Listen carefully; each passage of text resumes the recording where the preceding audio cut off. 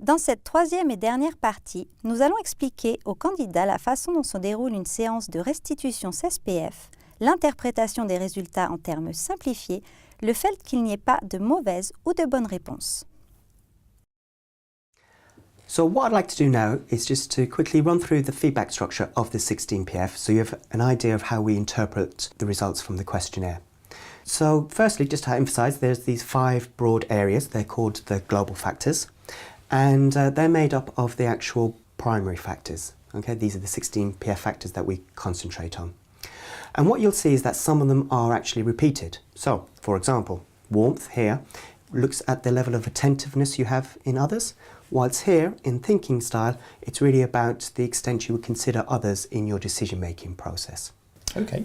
Do you have any questions so far? No, that all sounds great, Ken. So what we do is we compare your responses to a large representative sample of the population. So it's representative in the terms of men and women, different ethnic and racial backgrounds, and also different employment status, also from different areas of the actual country. With those results, what we find is you may have come out, for example, here in the mid-range, and that means that your responses were typical to 68% of the population.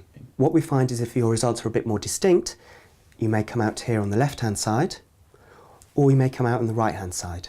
And what we have here on the left-hand side, so that would be roughly about 16% of people would fall there, Okay. and roughly about 16% of people would fall here on the right-hand side. Another way of looking at it is 1/6 on the left-hand side, 2/3 in the middle, 1/6 on the right. How does that sound at the moment? So it all sounds good. So one thing that I just really want to point out is that what I'll be talking about in relation to your results is whether they come out on the left-hand side, in the mid-range, or in the right-hand side. So I won't be talking about what is right or wrong about your personality. So there are no right or wrong answers. Exactly. What I will be talking about though is how well your profile might fit with the sales management role. So really it's about suitability.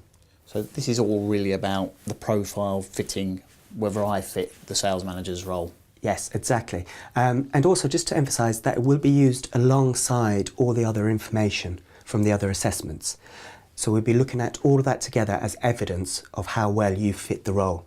One thing as well I just want to highlight to you, when I'm actually providing the results, I'm actually going to show you a range. Okay? So I'm not going to show you an exact point.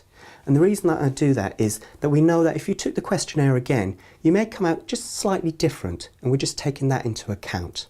As I go through the actual profile, I'll remind you of that and highlight that as we go through. Great. So finally, do you have any other questions?